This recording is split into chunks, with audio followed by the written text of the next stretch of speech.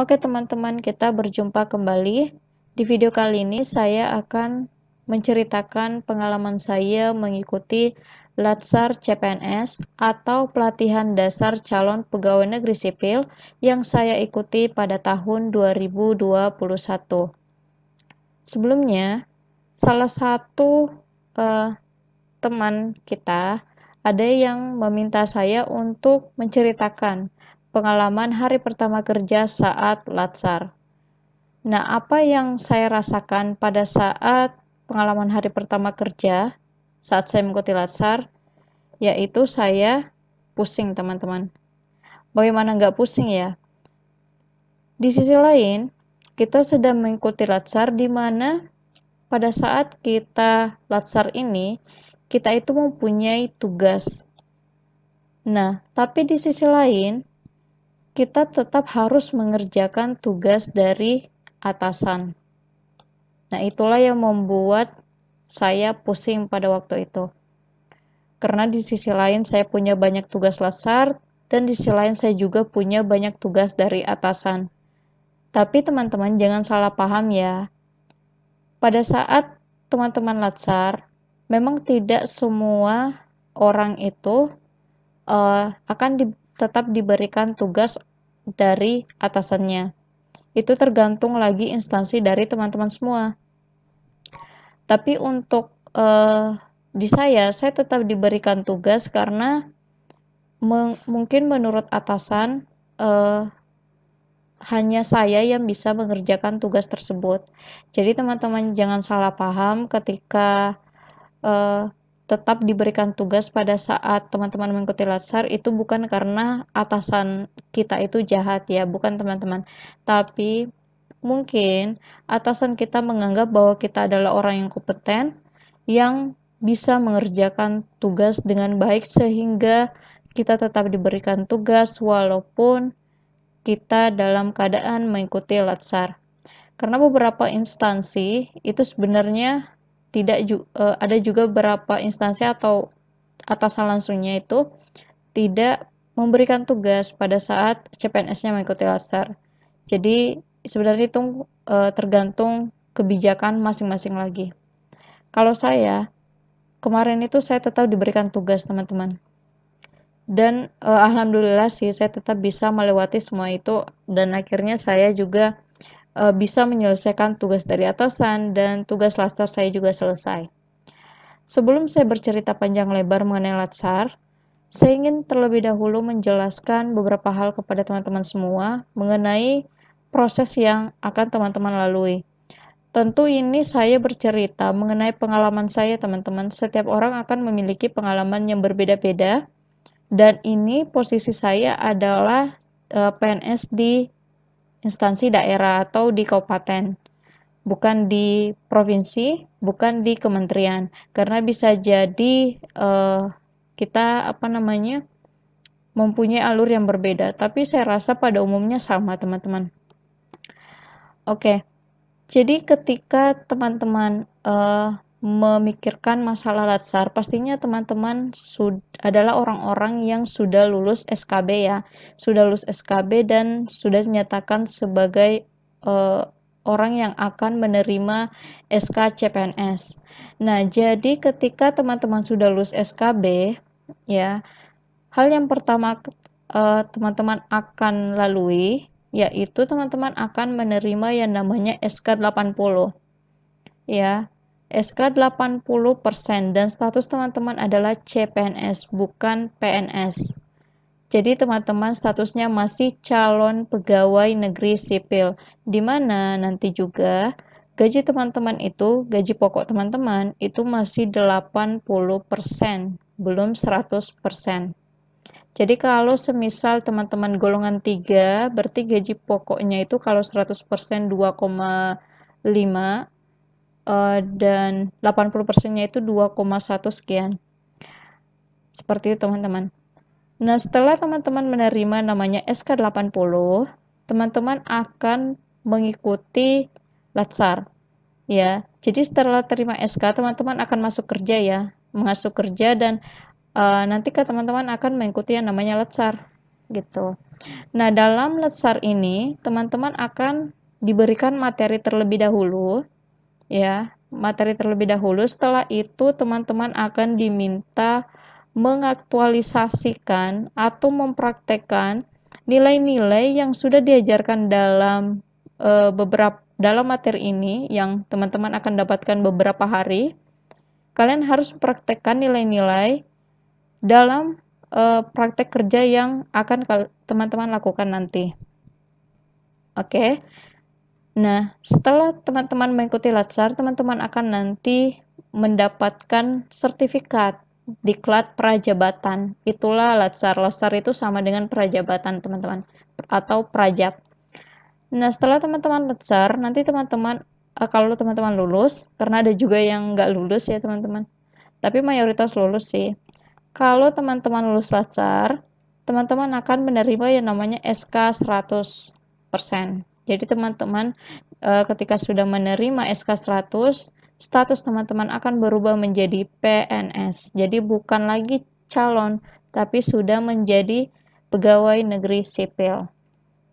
Nah, untuk kita yang jabatannya fungsional seperti analis SDMA, ya, atau sumber daya manusia aparatur dan pranata sumber daya manusia aparatur, ya pokoknya semua fungsional, yang jabatannya fungsional, itu kita harus mengikuti yang namanya diklat fungsional.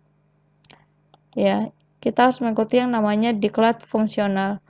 Nah, di sini sebenarnya teman-teman, ketika kita belum mengikuti diklat fungsional, status kita itu masih jabatan apa ya, fungsional umum gitu. Jadi kita belum fungsional. Itu yang saya tahu ya. Koreksi aja jika saya salah, teman-teman. Jadi sebelum kita mengikuti diklat fungsional, status kita itu sebenarnya belum fungsional, tapi masih pelaksana gitu. Jadi pada saat CPNS membuat SKP di SKP CPNS, nanti saya jelaskan mengenai itu lagi ya, SKP. Nah, itu saya tidak masukkan angka kredit dan itu tidak akan jadi masalah. Tapi bukan berarti teman-teman nggak bisa mengumpulkan angka kredit ya, tetap bisa mengumpulkan angka kredit. Nanti kita bahas soal itu. Intinya, ketika teman-teman belum mengikuti diklat fungsional, status teman-teman itu belum menjadi seorang PNS fungsional. Nanti setelah mengikuti diklat fungsional, baru kita berubah statusnya menjadi PNS fungsional. Oke, balik lagi ke topik awal ya. Saya menjelaskan alur ini supaya teman-teman paham saja bagaimana alur yang akan teman-teman nanti lewati. Oke, balik lagi ke topik awal ya, mengenai Latsar CPNS. Jadi ketika teman-teman mengikuti Latsar CPNS, itu teman-teman akan diberikan materi. Ya, teman-teman akan diberikan materi, kalau saya itu sekitar 2 mingguan ya rasanya. Kurang lebih 2 mingguan lebih deh. Saya sudah lupa teman-teman. Intinya kita akan diberikan materi dulu, materi mengenai nilai-nilai yang harus kita terapkan nanti. Ada banyak materinya dan nanti kita juga akan diberikan modul. Nah, setiap selesai materi teman-teman, itu kita mengikuti materi dari jam 8 sampai jam 5 ya. Itu setiap kita selesai materi, itu kita diberikan tugas rangkuman.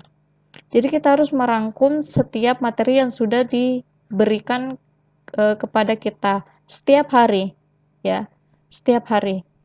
Sekali lagi itu pengalaman saya ya, bisa jadi teman-teman yang lain berbeda, tapi ini pengalaman saya. Jadi setiap hari kita setelah selesai materi, kita harus membuat rangkuman dari materi tersebut. Nah, membuat rangkuman itu masih mudah teman-teman ya, membuat rangkuman itu masih mudah. Yang tugas laksar yang benar-benar menguras tenaga itu adalah yang dua ini ya, yang terkait aktualisasi. Yang dua ini yang paling menguras tenaga. Bahkan saya sampai pusing banget, stres banget di sini. Pada saat saya harus membuat rancangan aktualisasi dan harus membuat laporan aktualisasi. Kenapa saya pusing? Karena gini teman-teman. Saat kita membuat rancangan aktualisasi, pastinya kita harus mencari isu dulu ya. Isu atau masalah di tempat kerja kita yang kemudian kita cari solusinya. Dan tidak semua orang itu gampang menemukan isu, teman-teman. Beberapa orang itu sulit menemukan isu yang terkait jabatannya. Tentu saja ya, dalam mencari isu harus berkaitan dengan jabatan kita. Artinya ketika teman-teman jabatannya adalah analis SDMA, saya tadi mau bilang analis kepegawaian. Jadi analis SDMA atau Pranata SDMA, ya teman-teman harus mencari isu atau masalah tempat kerja teman-teman yang terkait SDM atau terkait kepegawaian, seperti itu. Nah, dalam rancangan ini kita itu membuat semacam planning lah, bukan planning sih, ya rancangan apa yang akan kita terapkan di tempat kerja kita nanti. Jadi, semisal gini ya teman-teman, saya ambil contoh dari isu saya ya. Saya dulu mengambil isu mengenai kenaikan pangkat dan KGB. KGB dan kenaikan pangkat. Ya, dua isu itu yang saya ambil. Nah, kemudian setelah kita menentukan isu, kita akan diminta untuk membuat solusi dari untuk mengatasi isu tersebut atau untuk mengatasi masalah tersebut. Mulai dari solusi pertama, kedua, ketiga, dan seterusnya. Itu teman-teman harus membuat solusinya. Nah, jadi teman-teman harus merancang tuh apa aja solusi-solusi yang harus teman-teman buat untuk menyelesaikan masalah tersebut gitu. Dan ini dibuat sebelum kembali ke tempat kerja. Dan rancangan aktualisasi ini teman-teman tidak boleh dibuat asal-asalan ya. Jadi kalian jangan berpikir bahwa oh kan tinggal dibuat aja. Nggak bisa gitu teman-teman. Ini nggak bisa dibuat asal-asalan. Kenapa? Karena sebelum kalian dikembalikan ke tempat kerja kalian atau dikembalikan ke instansi kalian masing-masing, kalian harus mempresentasikan rancangan aktualisasi ini di depan coach kalian atau pelatih kalian. Jadi nanti teman-teman sebelum pada saat ingin aktualisasi itu teman-teman akan mendapatkan yang namanya coach dan teman-teman akan diberi penguji. Jadi kayak semacam skripsi gitu loh teman-teman. Jadi ada dosen pembimbingnya dan ada dosen pengujinya. Gitu kira-kira. Sama seperti pada saat kita skripsi. Jadi kita buat proposal dulu, kemudian kita buat skripsinya. Aktualisasi juga seperti teman-teman. Jadi kita bikin rancangan dulu, nanti ada laporan aktualisasi. Nah, dalam membuat rancangan ini teman-teman harus mempresentasikan rancangan itu di depan coach dan penguji. Syukur-syukur kalian dapat penguji yang baik ya teman-teman. Kalau kalian dapat penguji yang galak, wah itu itu benar-benar semoga aja kalian gak dapat penguji yang galak ya. Gimana rasanya dapat dosen penguji yang galak, itu gak enak banget kan? Sama dengan pada saat latsar. Pada saat latsar ketika kalian mendapatkan penguji yang galak, itu gak enak juga dirasa ya. Oke. Nah, jadi membuat rancangan itu nggak boleh asal-asalan teman-teman, dan kalian juga membuat rancangan harus membuat solusi yang bisa kalian terapkan di tempat kerja. Jadi jangan pernah membuat solusi yang tidak bisa kalian terapkan di tempat kerja kalian. Itu akan menyiksa kalian nanti pada saat aktualisasi, karena tidak bisa kalian terapkan juga. Dan oh iya, jadi pada saat aktualisasi selain kalian dapat coach ya atau pelatih, nanti kalian juga akan dapat pembimbing ya. Pembimbing kalian itu adalah atasan langsung kalian teman-teman. Jadi pada saat membuat rancangan kalian itu saya sarankan komunikasikan ke atasan langsung kalian. Begitupun dalam mencari isu sih sebenarnya, atau mencari masalah, kalian bisa berkomunikasi dengan atasan langsung kalian. Kira-kira isu apa yang bisa kalian angkat dalam aktualisasi? Atau masalah apa kira-kira yang bisa kalian cari solusinya di tempat kerja. Karena bagaimanapun yang benar-benar mengerti tempat kerja kalian adalah atasan langsung kalian, teman-teman. Seperti itu. Jadi, rancangan aktualisasi ini dibuat sebelum teman-teman kembali ke tempat kerja. Setelah kalian membuat rancangan aktualisasi dan sudah dipresentasikan di depan coach, pembimbing, kemudian penguji kalian dan sudah di ACC, ya, tidak ada paling kalau ada revisi dikit aja ya. Selama rancangan kalian itu disetujui, nah kalian bisa kembali ke tempat kerja teman-teman semua, ya, ke tempat kerja masing-masing, kemudian mempraktekkan apa yang sudah kalian rancang di sini. Semisal pada saat rancangan kalian solusi pertama misal ya, kalian ingin membuat video, berarti pada saat di tempat kerja kalian harus membuat video, kira-kira gitu. Nanti saya akan perlihatkan bagaimana laporan aktualisasi saya supaya bisa menjadi gambaran buat teman-teman semua. Tapi sebenarnya di Google juga banyak sih teman-teman, di YouTube juga banyak ya, teman-teman bisa cari referensi lain. Nah, setelah kembali ke tempat kerja, itu teman-teman harus praktekkan rancangan aktualisasi yang sudah kalian buat. Nah, apapun kendala yang akan kalian dapatkan di sini, kalian harus tetap berusaha melewatinya, teman-teman. Karena pastinya kita semua punya kendala yang berbeda-beda. Terlepas apapun itu, teman-teman harus berusaha untuk tetap bisa melewatinya, teman-teman. Karena gini, ketika teman-teman kembali ke tempat kerja, pasti beberapa dari kalian ada juga yang tetap diberikan tugas dari atasan. Ya, di situ juga yang berat. Jadi sisi lain kalian punya banyak tugas dari atasan, di sisi lain kalian juga harus mengerjakan aktualisasi kalian atau atau mengerjakan solusi-solusi yang kalian sudah buat di rancangan aktualisasi. Setelah kalian mempraktekkan solusi-solusi untuk menyelesaikan isu yang kalian pilih, kalian harus membuat laporan. Laporannya itu ini juga membuat agak stres juga sih teman-teman. Kalau buat saya ya, laporan itu teman-teman harus susun.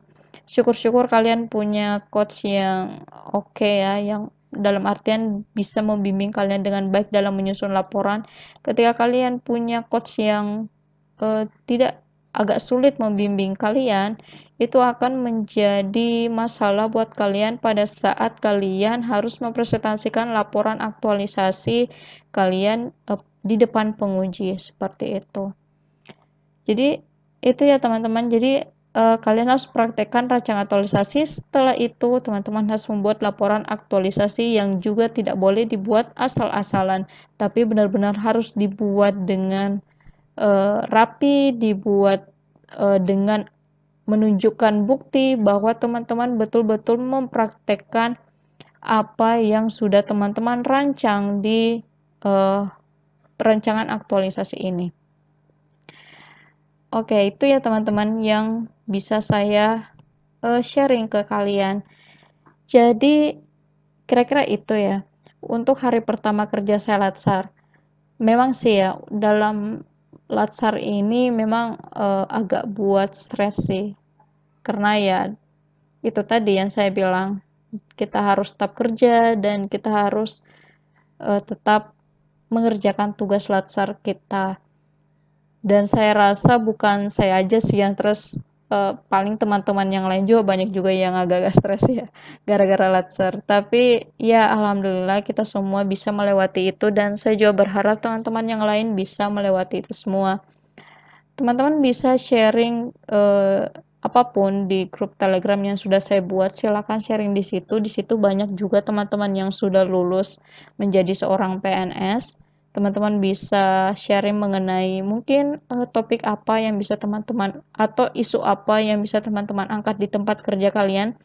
Saya sebenarnya ingin membahas ya tentang isu itu, tapi itu pembahasannya agak panjang, saya rasa mungkin di video selanjutnya saja saya akan mungkin sedikit berbagi kepada teman-teman semua bagaimana menemukan isu. Sebenarnya untuk mencari isu, teman-teman juga bisa banyak cari di YouTube ya, YouTube atau di Google. Teman-teman bisa cari di situ, ada banyak orang yang men-sharingkan atau membagikan laporan aktualisasi mereka. Itu kan kalian bisa contoh teman-teman isunya ya, karena bisa jadi masalah di kantor lain itu sama dengan masalah di tempat kalian, seperti itu. Oke, kira-kira itu yang bisa saya bagi di video kali ini. Terima kasih, semoga bermanfaat untuk teman-teman semua. Sampai jumpa di video selanjutnya.